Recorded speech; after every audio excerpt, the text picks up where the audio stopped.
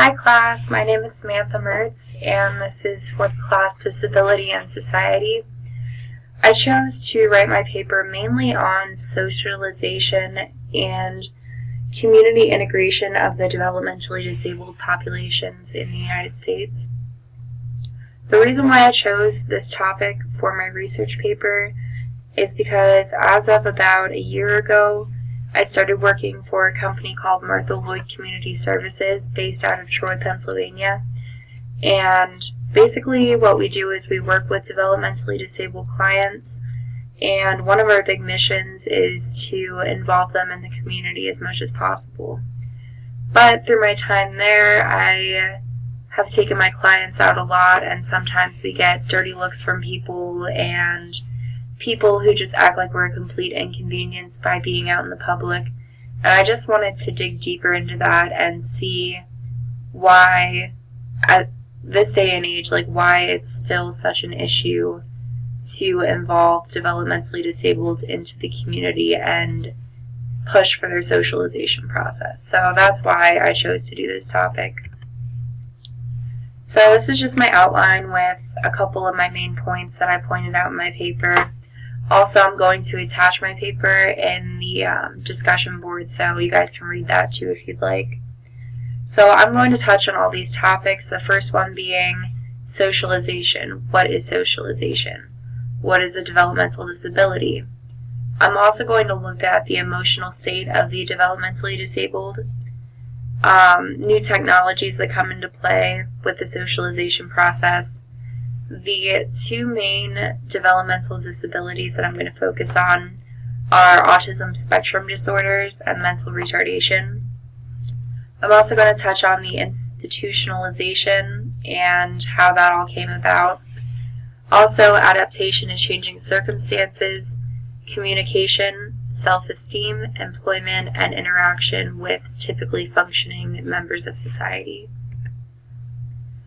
So, what is socialization? It can be defined as a continuing process where a person acquires a personality identity and learns the norms, values, behaviors, and the social skills that are appropriate for a social situation. So just like any of us go through a socialization process, usually starting when we're very young, developmentally disabled people need to go through a socialization process as well. But sometimes they don't always have the opportunities to go through either an adequate socialization process or a socialization process at all. So the socialization process is very important, especially for the developmentally disabled, for many different reasons. One being that interacting with other people who are typically functioning, it can raise a person's self-esteem, while giving them a feeling of purpose, that they are benefiting society in some way. What is a developmental disability? It can be defined as a cognitive, physical, or emotional disability dealing specifically with abnormal sensory or motor development of the individual. So usually this starts in infancy or childhood, and it interrupts the normal developmental stages through a person's life. So usually it's diagnosed while a person is still young, but the missing of milestones will continue into the adult life and through the stages of their life. And like I mentioned before, the main developmental disabilities of focus that I have in my paper are mental retardation and autism spectrum disorders. So when it comes to emotional stability, better emotional stability means that there's going to be a better socialization process for the individual, and that's dealing with any normally functioning person, but also developmentally disabled populations as well.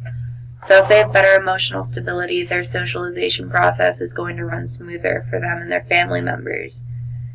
And according to a study done by the Journal of Intellectual Disabilities in 2009, the emotional state of children with developmental disabilities was of a lower priority than the typically functioning children. And when I read that, I found that to be very surprising because I kind of expected it to be the opposite of that. I thought that the emotional state of the developmentally disabled child would be of a high priority, but that's certainly not the case through this research that's been done. And since there is less focus on the emotions for developmentally disabled children, it leads to a more difficult socialization process for them. So oftentimes, since their emotions aren't addressed as children, they will exhibit behavioral issues, weaker social skills than those who were able to express their emotions, and just a general inability to express the way that they're feeling. So new technologies can also be beneficial to the socialization and process and community integration for those who are developmentally disabled. For example, the Journal of Autism and Developmental Disabilities, they did a case report involving autistic children, and what they did with these autistic children is they gave them daily sessions of video recordings, and in these video recordings were their parents who taught them various subjects throughout the day. And they did this in combination with an FM auditory trainer. And since they intervened so early, which is another topic in my paper, early intervention and early diagnosis, I feel like it can make all of the difference. But this early intervention and early diagnosis in combination with the use of these new technologies, such as the video recording and FM auditory trainer, like I just mentioned, it helps promote better eye contact, better word production, and proper word use for these children who had autism. So even though it's non-traditional and it hasn't been used a whole lot, it's been shown to be extremely beneficial. So I have the feeling that this is going to be used more and more often, because at this rate, 25 to 30% of children who have been diagnosed with ASD, autism spectrum disorders, they'll never develop a functioning language. So if we can turn that statistic around and nip it in the bud, then I feel like these new technologies will start being used a lot more than they are at this point. So, like I mentioned before, I touched on mental retardation, and this is when the individual has profoundly lower than average mental capabilities and has difficulty in reacting to adaptation. And through my research and my personal observations, you would think at this day and age that we would be able to get rid of stigmas and stereotypes that are associated with mental retardation and developmental disabilities in general, but the term retard is still used very often as a derogatory term towards these people. However, since the fall of state-run institutions, roughly around like 1950s, 1960s, I feel like we have come a very long way, but there's still a lot of progress that needs to be done in breaking down the barriers between the developmentally disabled and the community. Because it's been shown that 64% of the mentally retarded population yearn and want to be more involved in their community. But the thing is, they don't always have the opportunities to do so. So, like I mentioned before, I feel like we are making progress in that subject, but there's still a lot of work that needs to be done in breaking down those barriers that lie between the developmentally disabled and our communities. In 2002, a study was done that showed that mentally retarded teenagers engage in solitary behavior, and I didn't really find this too interesting, like too surprising, I guess is what I'm trying to say. But it was found that the mentally retarded teenagers will spend a lot of time by themselves, playing video games, watching TV by themselves. But their counterpart, the typically functioning teenager, was out playing with his friends, was spending time in the community and with his family. So it shows you right there that we're kind of making it this way in our society. It's kind of like a social problem in itself. But even adult mentally retarded populations, oftentimes they want, like I said before, they want to be involved in their community, but the only people they really get a chance to socialize with are either paid staff members or their family members. even though they want to get out in the community and do something different, they don't always have the chance to do that. So meeting new people, building new skills, and feeling like a contributing member of society have been linked to having higher self-esteem. If you're part of an organization, if you're part of a group, if you're out doing something with like-minded people, it gives you a sense of belonging, like you are supposed to be there and you have a purpose.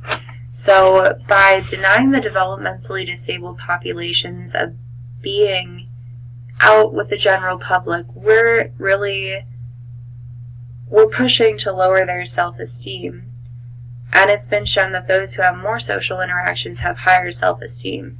So we're kind of like denying them of their basic human rights by keeping them from the general public and being involved in the community and pushing for a better socialization process. And I also feel, like I had mentioned in the beginning of my presentation, how when I take my clients out into the public, sometimes we get dirty looks and people are kind of rude to us. But sometimes I feel like it's not that they dislike the developmentally disabled, there's just an extreme lack of understanding between the developmentally disabled and the general public. So a point that I made in my paper is I feel like if we were to have more community integration, then there would be more of an understanding, which would help break down those stereotypes and stigmas that go along with previous thoughts of the developmentally disabled. I also talk about the concept of learned helplessness, and this is a result of negative self-image, and as a result of social status that's given to a person, such as a lower social status that's given to the developmentally disabled. Lack of integration will inevitably lead to the developmentally disabled populations feeling powerless in the decisions affecting their own lives. They should have decisions made by themselves and choices to be able to pick up the activities that they want to participate in. So the main topics of my paper, basically socialization and the importance of it in regards to self-esteem and getting rid of stigmas and stereotypes that are in society today. So I hope you enjoyed this little presentation, and like I said, my paper is going to be attached here, so take a look. Thank you.